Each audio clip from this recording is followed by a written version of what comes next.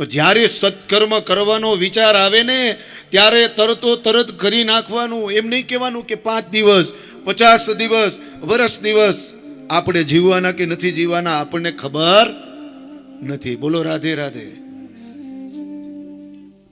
બધાનો એક વાર નિશ્ચિત છે. સોમ પછી મંગળ, મંગળ પછી બુધ, બુધ પછી ગુરુ, શુક્ર, શનિ, રવિ. કાંઈ ખબર નથી. પણ જ્યારે સત્કર્મનો વિચાર આવે ને ત્યારે સંકલ્પ કરી અને સંકલ્પ ભગવાનને સમર્પિત કરવાનો કે હે પ્રભુ, આવો મેં સંકલ્પ કર્યો છે, હવે સંકલ્પ તો મેં લઈ લીધો જ, પણ પૂરો તારે કરવાનો છે મારા નારાયણ, અને પૂરો કરવા ચોક્કસ આવે.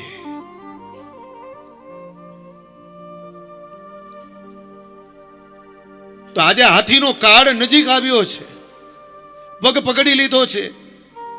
એની પત્ની પણ ઘણી બધી કોશિશ કરે, એના બાળકો, એનો પરિવાર પણ ઘણી બધી કોશિશ કરે છે હાથીના પગ છોડાવવાની, પણ મગર ધીરે ધીરે હાથીને અંદર લઈ જાય.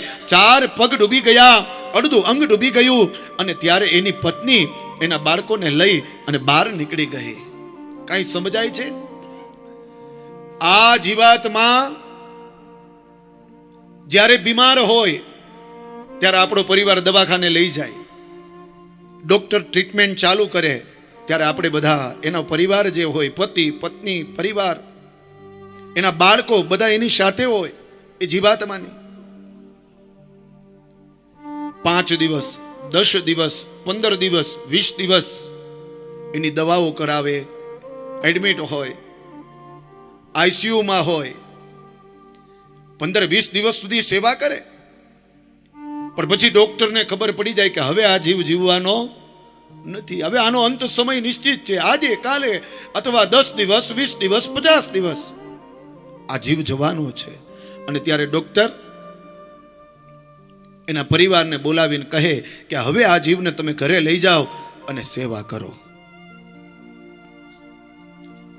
ઘણી બધી કોશિશ કરી હોય જીવને બચાવવા માટે. ડોક્ટર એમ કહે કે 12 ગામથી ડોક્ટર બોલાવવો પડશે, તો આપણે 12 ગામથી ડોક્ટર બોલાવીએ. કોઈ એમ કહે વિદેશથી બોલાવવો પડશે, વિદેશથી બોલાવીએ એ જીવાત્માને બચાવવા માટે. પણ અંતે ડોક્ટરે કહી દીધું કાંઈ નહીં થાય. પછી ઘરે લઈ જાય, અને ઘરે લઈ જાય ને પછી આપણો જ દીકરો કે આપણી જ પત્ની કે આપણો દીકરાનો દીકરો એમ કહે કે દાદા હવે ભગવાનનું ભજન કરો. એ ભગવાનનું ભજન કરવાનું નથી કહેતો, એમ કહે છે કે પ્રભુ હવે આપ જલ્દી જાઓ, હે દાદા હવે તમે જાઓ.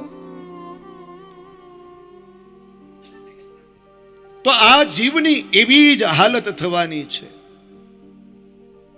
છતાં પણ આપણે મોહ જતો નથી. આ પત્ની, આ પરિવાર, આ બાળકો, મોહ હોવો જોઈએ, પણ સાથે ભગવાનનું ભજન હોવું જરૂરી છે મારા વાલા.